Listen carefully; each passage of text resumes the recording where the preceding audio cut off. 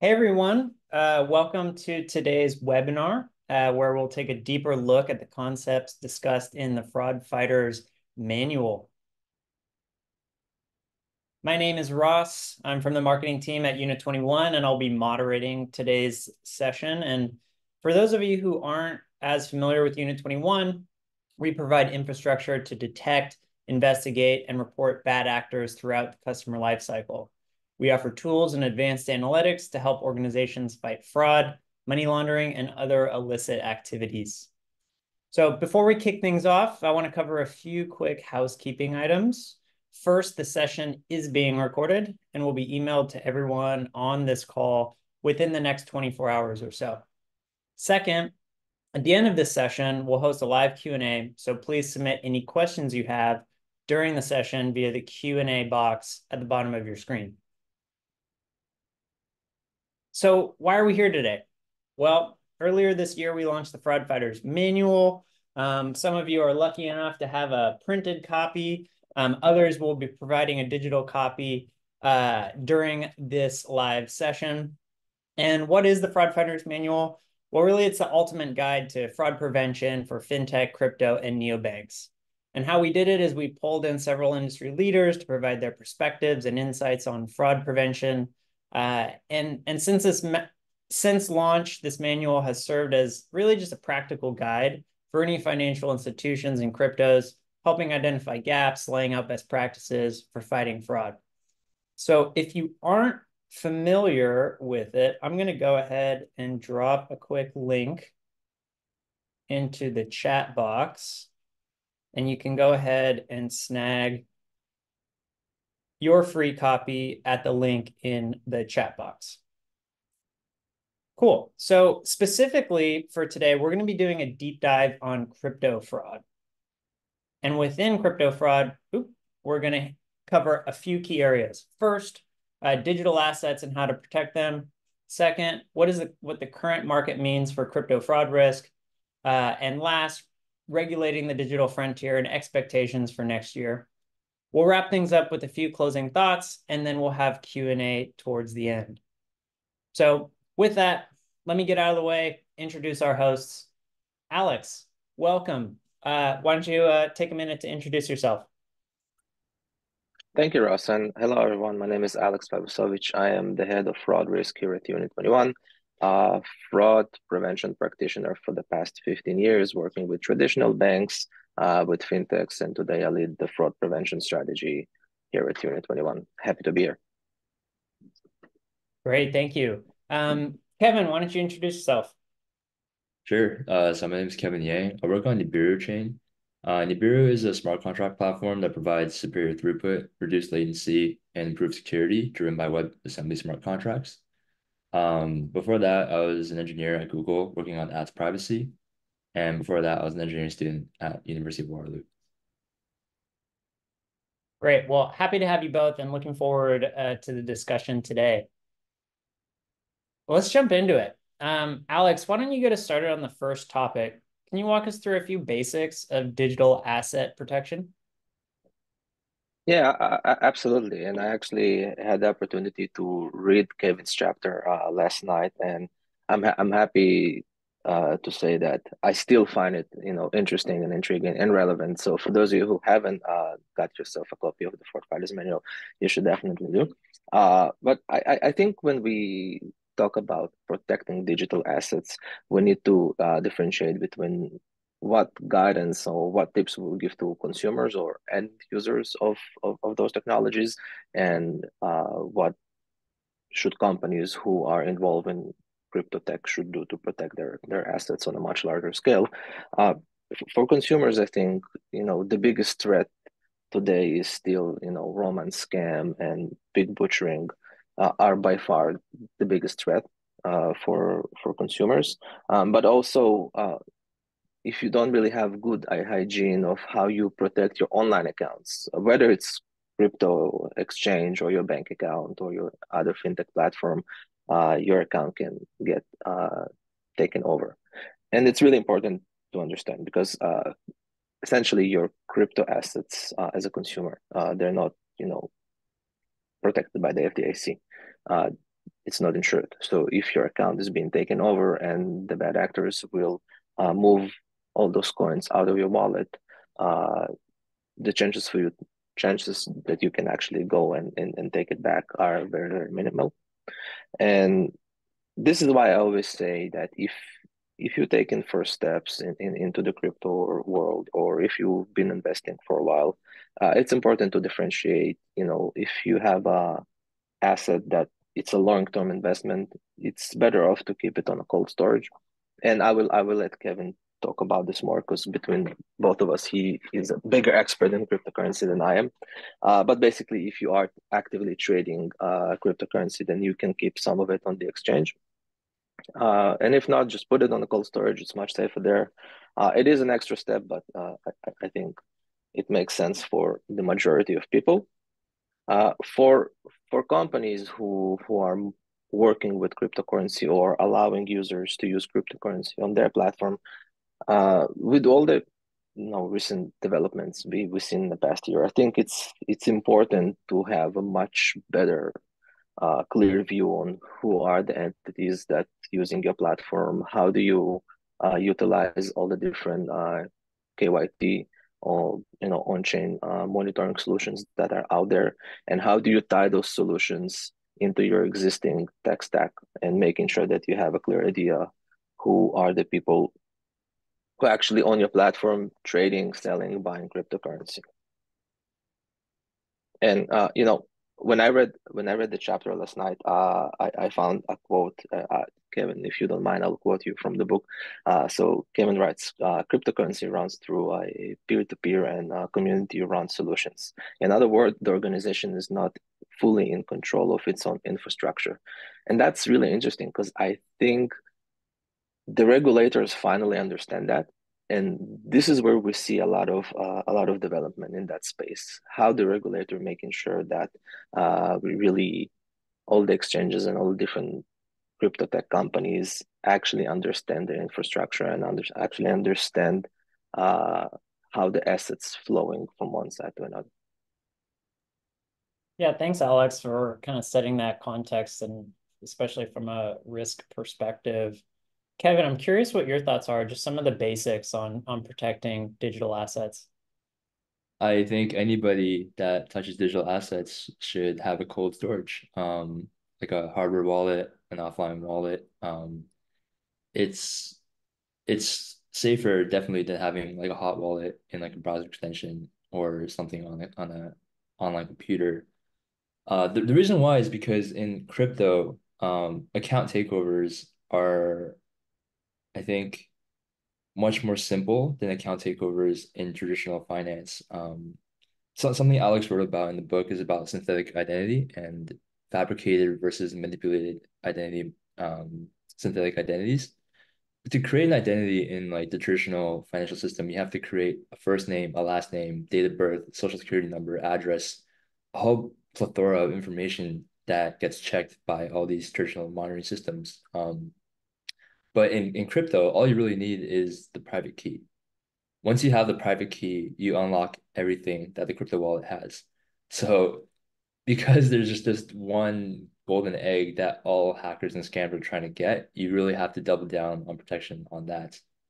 And there are digital asset managers out there like Fireblocks or Copper or BitGo that help with protecting that private key. Um, in terms of even like going a step further, you should probably make sure that not a single person has control over that one private key. Like a lot of famous hacks are because one person just the private keys for a really important bridge or a really important smart contract just were in the hands of one person. But it's an industry best practice to just have like a multi-signature wallet or a multi-party compute wallet where you have like a 3 of 5 or a 5 of 9. So you kind of need to like have multiple people compromised before the funds get stolen. So that's a much better practice. Um, there's also the concept of like on-chain monitoring. Yeah, so because of the pseudonymous nature of cryptocurrencies, the only public available data set you have about an address that like is in public domain is data that's on the blockchain. So really it's just the transaction history. And a lot of companies should be using the transaction history to infer the risk level of interacting with that crypto wallet. So for example, like you can check if the wallet, you can't directly, there's no PII associated with the wallet address on chain, but you can check if the wallet has interacted with any well-known bad smart contracts or sanctioned addresses. Like for example, OFAC has a SDN list of crypto wallet addresses that should be, that are sanctioned and should be banned from all platforms. Um, there are also companies in the space, vendors that cluster addresses together and then tie them to like a real physical entity. So like for example, Chainalysis is able to tell which addresses belong to a centralized exchange, which addresses belong to certain vendors. So they can off like you can partner with other vendors to like have more insight into who you're transacting with. Um, there are also on the other side, there are projects out there like cryptocurrency mixers. For example, Tornado Cash that kind of conceals the transaction history of accounts, but you can actually tell when certain accounts interact with those services. So that can be factored into the risk level if you're working with that address or that customer. So yeah, I think in this day and age, with the current regulatory environment and the technology that's available, it's almost like a minimum standard to have on-chain monitoring in place if you're providing services to crypto addresses.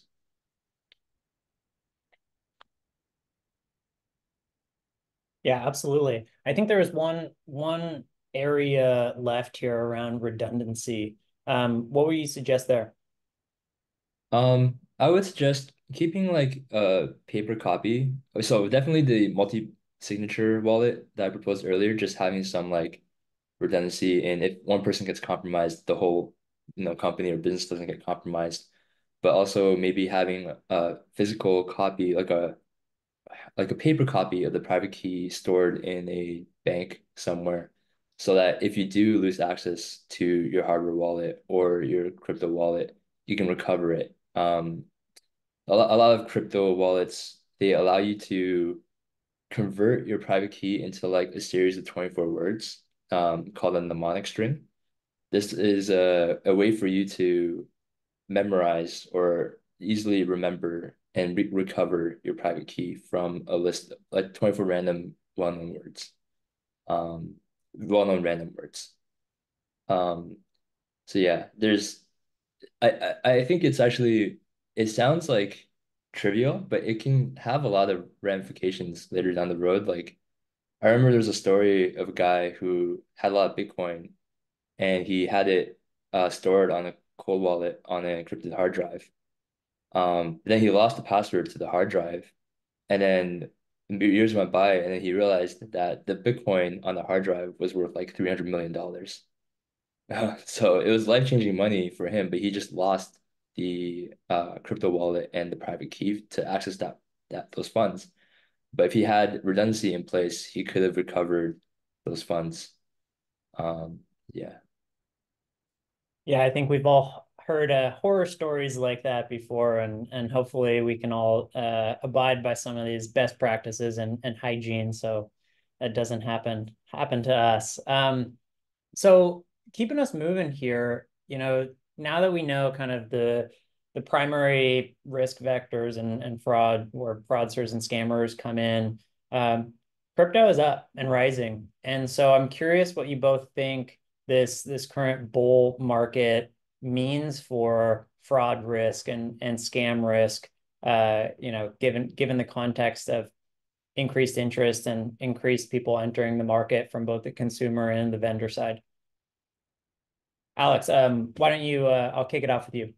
What are your thoughts there? Yeah, sure. So we do see some healthy recovery in for Bitcoin since early October. Um, I don't know if that is the end of crypto winter, or is just like a temporary bounce? I have no idea. But we do see that investors are putting more money into the coin. So I think that the major driver for that is that everybody expecting SEC to announce whether or not they will approve like a Bitcoin focused TFT. So we will see in early January. I guess we will have our answers. But also, for me personally, I think it's interesting. It will be interesting to monitor if, let's say, that they do approve the CFT, how it will work, and what is actual, what profit you can expect from that. Keep in mind that with Bitcoin, there's a hard cap for how many Bitcoins can be mined, and there's only 1.4 million Bitcoins left to be mined, and so many Bitcoins already been lost. So how is that going to work in the long term? I have no idea, but it's really interesting. And in general, when we talk about a bull market, is when we have many people who's trying to buy security, but not too many willing to sell. So at what point or how much Bitcoin should peak in order for all those people who have those wallets who are already in amazing profits to start selling? So I think it will be fascinating, especially early next year. But I think if we look at the landscape in general, what I like, and Kevin touched on that, is that uh, Bitcoin itself, when it's recovering and it's improving, it's also dragging a lot of different coins, Ethereum and also other popular coins, to go up as well. So definitely, Bitcoin is not the only avenue for investment in cryptocurrency, and I actually think that maybe other coins will be much more suitable. But I don't know. I think it is the beginning of a bull market, but I want to wait until January with my predictions. Yeah, it's playing it safe there, Alex. How about you, Kevin? What Yeah. are your thoughts on the current market and impact on potential fraud risk? I definitely agree with Alex's point that more capital will enter into the crypto markets. Simply because, you know, there will be a lot more speculation into these assets as they rise and catch more media attention. I think there's also an aspect of people maybe spending a portion of their year in bonuses in investing in the crypto markets. But like anything that attracts a lot of money, it also attracts a lot of scammers and fraudsters, especially in crypto because of the pseudonymous nature and decentralized nature of them. So it's a lot easier to run away with, 10 Bitcoin than like $100,000. It's a digital currency, so it's just more portable and more easily transferable. That being said, like we've already seen fake news in the markets about around the Bitcoin ETF. Like somebody posted fake news that it's already been approved. People have also posted fake news about other crypto ETFs being approved, which they haven't. Um, Spot ETFs, there are Bitcoin future ETFs, but yeah, so people are trying to already take advantage of the speculation around what's going on in the market to manipulate the price. So definitely be very diligent and do your own research. I think another thing that'll be interesting is like a lot of projects wait for a bull market before they launch. Like they spend most of the bear market just like building and developing and testing, and then they're waiting for the right time to launch so that their token price can increase by a lot. It means that there will be many more projects, many more tokens in the market, probably faster than the SEC can pass regulation. And so I would advise to be cautious about working with these projects because something that might not sound like security or might not be classified as security right now, might be determined to be security later down the road. Um, and also make sure you work with projects that are audited by a reputable audit firm. So like a lot of crypto projects are open source in nature, so their code is public, in public domain on like GitHub or GitLab, which is both good and bad. It's good because it means that you have the best eyes to like look for bugs it also means you have the best hackers looking for bugs. So make sure you work with projects that like have been reviewed by a reputable audit firm. And I say reputable because there are audit firms out there, security audit firms that just rubber stamp projects just to make a quick buck, but they don't actually do in-depth analysis into the code. Um, and lastly, I just want to leave with like crypto bull markets means more users and more transactions. So the volume will just increase. There'll be a lot more profit and a lot more like just transaction volume, which means that there will probably be more requirements like for doing KYC checks and KYT checks. So I would recommend renegotiating contracts with vendors to account for the dynamic volume, the change in volume. For example, I know some KYC providers, they either charge per user screen or you can purchase tiered packages where you can buy screens in like a bulk package at once. And so that's something that I would probably take a look at. It could lead to some pretty decent cost savings in the future. Yeah. Yeah, absolutely. So we've touched on this a little bit, talked about the fraud risk, but we also discussed a bit about regulation, and the direction that that's going in. We all know it's coming. I think we're preparing for some standardization. Some of the actions against the bigger players recently have showed us that there's more attention in this space. I'm curious, Alex, what your perspective is on 2024 regulation, specifically from a US government perspective, and how that's going to play out on the market. Yeah, I think the regulator is taking a very similar approach to the crypto market, the way they've been doing the past years to, the traditional fiat space. At the end of the day, they have to make sure that, they monitor in compliance with contractual obligations for the government of the United States and the users in that space. And at the end of the day, compliance is about establishing technical safety and quality standards. And I think this is where the regulators are at today. How do we make sure that we have technical safety and quality standards in the crypto market? Doesn't matter if it's a big exchange, small exchange, if it's a fintech company who allows crypto transactions, if it's a third party who will allow some connection of wallets.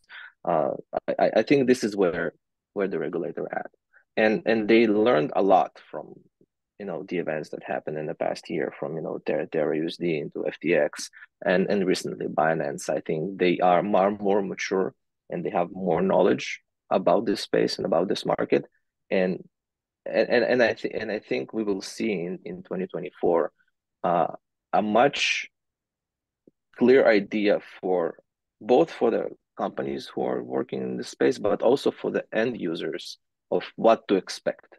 So if I'm a brand new investor to crypto, right, and I'm trying to figure out, okay, which exchange should I choose or which company should I choose to work with, I think we will see that from the regulator. They will show us much easier way to understand under which criteria this exchange will fall. Is it an exchange who is compliant? Is it that exchange is not compliant? So I think we will see that. I read last month an interesting article about how crowdfunding is being heavily exploited in terrorism financing, especially the donation space, right? Which opens another question: where this regulation should be focused on? Is it only on the exchanges, or if a fintech company who offers a crowdfunding solution but allows cryptocurrency to run on this platform, does the same regulation apply to them? That the same monitoring or the same reporting rules apply to them? I think those are valid questions that we will get answers to them next year. Yeah, definitely. Kevin, I'm curious what your perspective is here from not only US based trading and vendors, but also internationally. What are your thoughts? I think a lot of projects and a lot of companies are starting to set up operations outside the United States, just because the regulatory environment inside the United States is so dynamic and not nobody can really predict what's going to happen in like a year or 2 years or 5 years. So the second order effect of that is that existing companies and vendors and businesses have to familiarize themselves with working with those international companies and businesses as well. So that means setting up like an international logistics or international, being able to work with local law firms in different jurisdictions, um, working with those international vendors, and not just in the anti-money laundering and compliance front, but also on the privacy front, because a lot of anti-money laundering and compliance relies on KYC and KYB, so or KYB, KYC, KYT as well. So that means you are collecting some form of PII. And then there's also the global context of like what that means for GDPR, data compliance, CCPA, etc. Um, so there's just a lot more overhead now in getting like threading the needle and playing the game right from a legal perspective and a regulatory perspective. Um, I'd also say that government technology is also much better now than it was before at tracking on-chain activity. Because vendors that sell on-chain monitoring solutions to businesses also sell them to the government agencies. So it would be prudent to assume that governments have the same monitoring abilities as industry leaders, because they are buying contracts from industry leaders. For uh, for DeFi projects, on the other hand, it's also becoming clear that just because it's like decentralized and open source and ownerless in a sense, it doesn't mean that the creators are off the hook. Um, there's an expectation now that even for like decentralized projects, there is some reasonable attempt at anti-money laundering or compliance in there. Like for example, the Tornado Cash project service. It's just a bunch of smart contract code that runs on Ethereum, but the creator still got punished for creating it, and releasing it to the world, even though it's not nobody really operates it except for Ethereum. It's just running as a smart contract code. Um, so yeah, there's I think the stakes in the game have gone a lot higher. Technology has gone a lot more advanced, and it's going to keep progressing in that direction for the foreseeable future. Yeah, definitely. I think that's a good segue just to touch on some closing thoughts here. We outlined kind of basic and most common fraud, scam risks, and standard ways to protect your consumers and your organization from bad partners, bad projects as well, and what the bull market looks like and how that impacts fraud, increased fraud risk, as well as some sort of hedged predictions on regulation, although we never quite know, but we have some indicators of where that's going. Alex, if you can kind of summarize just how you're viewing fraud risk and this space, it'd be great to hear that, and then we can hear from Kevin and kick it to live Q&A. I think it's important to treat crypto investment just as any other investment. I mean, do your market research, understand the potential risk. If it's too good to be true, it's probably risky. And for platforms, I think don't wait for the regulator to come after you. Be proactive. Ask the regulator questions. Be clear on your internal procedures and how do you really control your infrastructure. Um, and that's it, because I hope that consumers will get much more clarity on which is the right platform for them. And my gut feeling tells me that they will prefer to choose a more compliant, more regulated platform to go and invest into cryptocurrency rather than deal with another FTX, for example. Yeah, for sure. Kevin, a few closing thoughts from you. I totally agree with Alex's last point, where I think users probably want to work with and use products from companies that comply with local laws and international laws. Not just because their funds are safe, but also because that service is more likely to be sustainable and stay around for a really, really long time. Just from personal experience, I think that's what users really like. Definitely I think a lot of people have been scarred by the Terra USD and the FTX fiascos last year.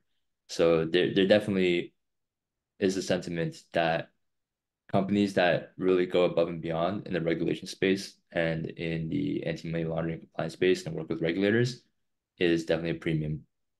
Um, yeah, and I just wanted to just reiterate a bit of what I said before is like crypto bull markets bring about increased users, increased transaction volume. So just be prepared for the increased load. Um, Something that, is like 95% or 98% efficient at catching like bad transactions or catching fraud. Maybe at a small scale, it was okay. But if you apply it at a large scale, even 2% or 1% is a lot of money being laundered and fraudulently transmitted. So you just have tighter margins. The stakes of the game are just a lot higher when you have increased user volume load. Um, yeah, so work with companies like Unit21 to make sure that you don't slip up in that, 1% or 0.1%. In such a high stakes game with finance and DeFi, the tiny percentage points really, really do matter a lot at high volumes. And yeah, the dynamic regulatory environment means that companies will have to learn how to work with international vendors and local law firms. Preferably try to find law firms that have experience with cryptocurrency projects or digital assets. They've probably seen a lot, and they're probably more in tune with what's happened in the markets and the regulatory environment following the Terra Luna crash and the FTX crash. And so they're more aware of what like the local regulators are thinking.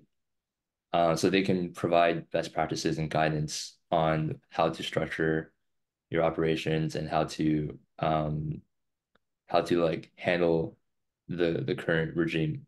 And they're always more in depth and in tune with they're always keeping up to date with like the local trials and local like precedents.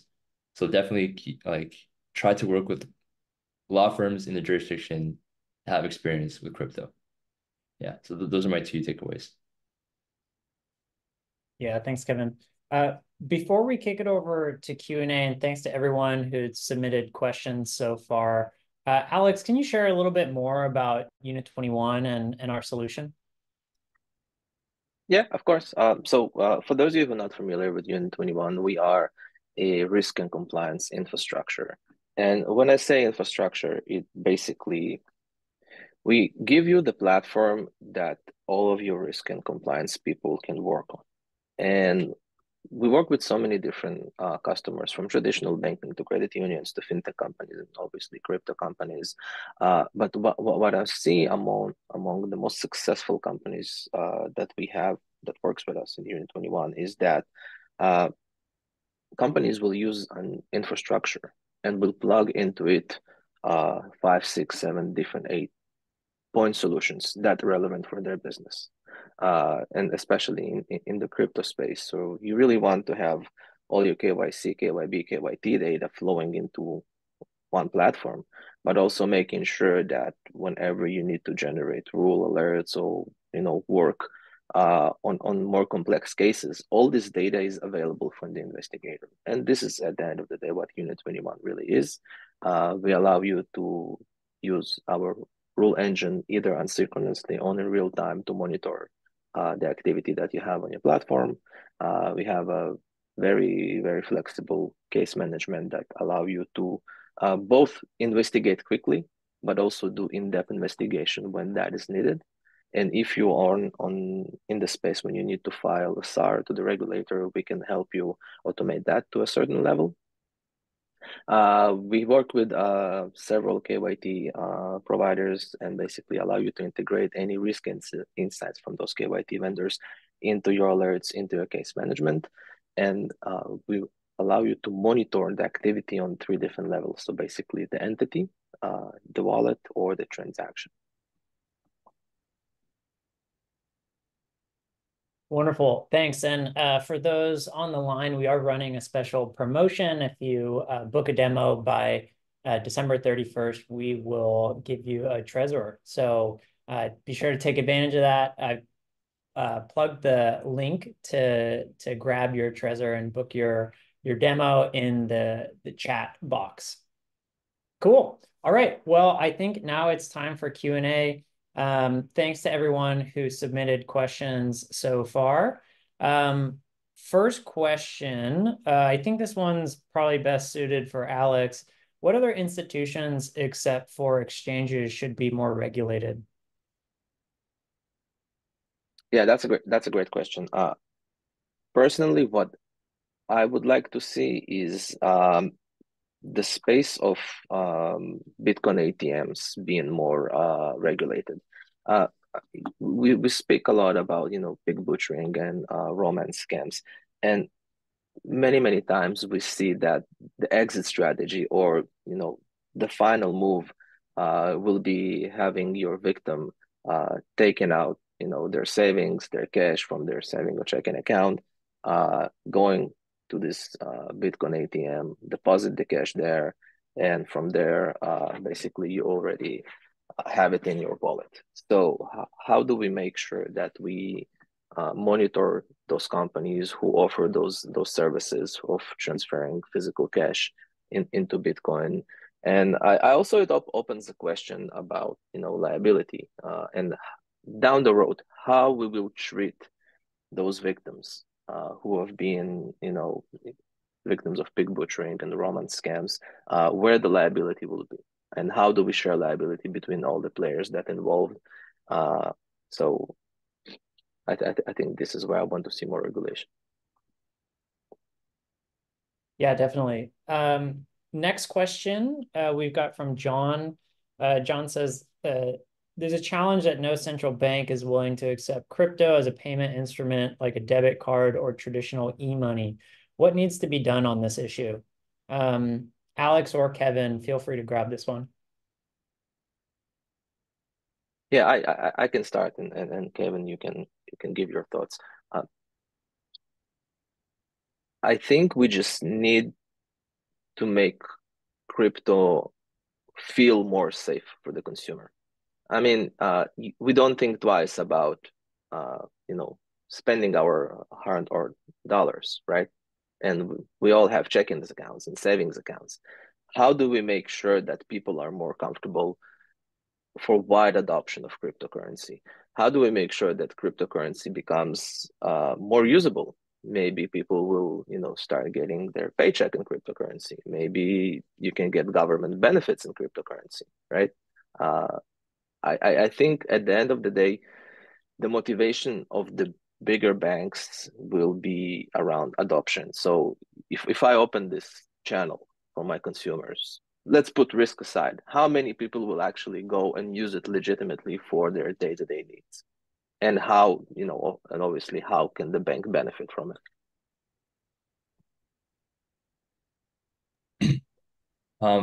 It's yeah, definitely feeling more safe about it, and I think that ties into like the broader issue of like kind of like a chicken and egg problem. It almost mirrors supply and demand, where if you have merchants that start accepting payments in crypto, then you'll have consumers using crypto to pay for it.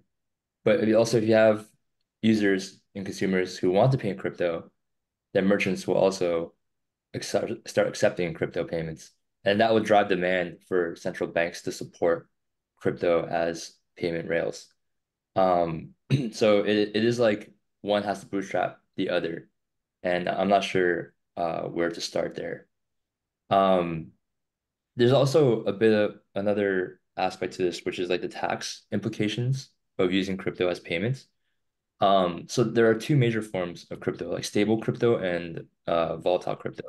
So by stable crypto, I'm referring to like stable coins like USDC, USDT, etc., which pretty much keep their value pegged to the US dollar. So they're exchangeable one for one with like a US dollar. And these kind of are not like investment vehicles, they're not securities, they're just tokenized assets representing fiat currency. And these are relatively simpler to use as payment because the value is very clear. It's very direct to what's already existing in the current space, in current traditional finance system. Um, the volatile assets are a little bit more tricky because you can imagine somebody just has like a bank account, hypothetically in the future, a bank account just full of Bitcoin, and the value of Bitcoin is always rising and falling, rising and falling. So if you start accepting payments in Bitcoin, how do you price the service? Does it change on a fluctuating rate? Does it change every minute, every second, every day, every hour? And there's also a tax implication here too, where if you convert the Bitcoin and you sell it off, you realize capital gains on the Bitcoin that you had. So you have to like remember the cost basis of when you got the Bitcoin, how much time it's been to qualify it as short-term or long-term capital gains. And then the moment you give it to a merchant, you realize a taxable event. And so I think there could be a lot of, there's a lot of space here for companies to come in and provide good user experience and secure solutions for users to start using crypto as, in their day-to-day life. Like if I could buy a hot dog with my Bitcoin, that would be the ideal state. But then, yeah, you have to realize tax and figure out how to securely transfer the assets and make sure the Bitcoin is clean and not like laundered. So yeah, there's a bit more regulatory stuff to do here, but I do see that we're starting to get to more broader adoption of crypto. If you look at like the Bitcoin spot ETF, pretty soon, if it does pass in January, then you'll have a Bitcoin ETF traded on traditional exchanges. So that means, people can buy into it with their 401ks, with their IRAs, etc. And so it's starting to become more recognized as like a traditional asset as opposed to like, a speculative asset like it was before. Yeah, definitely. All right, I think we're going to wrap things up here with one final question. This one's a bit of a long one from Jamal. And Jamal says, do you think there will be a shift in focus from know your customer to know your transaction in this space? In other words, will regulatory bodies always need to tie financial activity to a legal entity, or can we rework compliance to fit a pseudo-anonymous system? Uh, who wants to take this one? I'll try to go first. Uh, Honestly, that's a good question, and I think the answer lays within, right. So tie the identity, but I guess on what level, right? Do we need to prove that a certain identity is directly operating a wallet? Is that what the regulator is looking for? Or maybe that a certain wallet has interacted with a wallet that's operated by, a sanctioned entity? Is that good enough? I think we will see more focus on the wallets rather the identity, because it's not always so easy to prove who's the actual owner of the wallet. But if you can prove interaction, I think that will be more than enough. Yeah, Yeah, Kevin, what are your thoughts? totally. So that kind of segues into what I actually had an idea about. If you look at the history, a transaction history of crypto transactions on chain, all of it can be traced back to like a miner slash validator. But along the way, it will touch across certain entities, um, like certain other crypto wallet addresses. So usually it goes from like miner to like a bunch of other places, maybe central exchange somewhere, and then eventually to you. If you are able to just look at the transaction history and determine that at some point within that chain, it passed through like a highly regulated, highly trusted address, like owned an address owned and operated by a highly trusted and highly regulated entity, like a centralized exchange. Um, I should say some centralized exchanges. Not every centralized exchange is compliant, but something with a high trust score, like some hypothetical trust score, then you could infer that this transaction is trustworthy and accept it. But if it comes from a chain where you don't have any idea who has touched the funds at any point along the way, then perhaps KYC would be necessary. Um, you're kind of proxying trust to the entity in the middle of the path that you trust them to have done the checks from before that. And so that would be a much more efficient way of processing transactions. So you don't have to do KYC, KYB for every transaction because it's a high obstacle, right, for users and for businesses to like supply, first name, last name, passport, like identifying documentation. For businesses, it's like certification of incorporation, articles of association, all that stuff every single time that they onboard to a new platform. Um, so I think building this like consortium of trusted identities and trusted wallet addresses is really important. And I know Unit21 does have a product that aggregates identities from different partners into one centralized like financial good database. So something like that can really help um, bypass like the KYC requirements. And if you just know that the transaction is coming from some trusted address already, then you might be able to relax the constraints a little bit. That's how I think an ideal system would work. But it's really up to the regulators to determine, like in certain which jurisdictions KYC is absolutely required versus KYT is okay. Yeah, absolutely. Good points there. Great. Well, okay, I think that wraps up today's discussion. Thank you, Alex. Thanks, Kevin. Thanks everyone on the line for joining us today. If you'd like to learn more about Unit21, please visit our website at unit21.ai. And other than that, thanks and enjoy the rest of your day.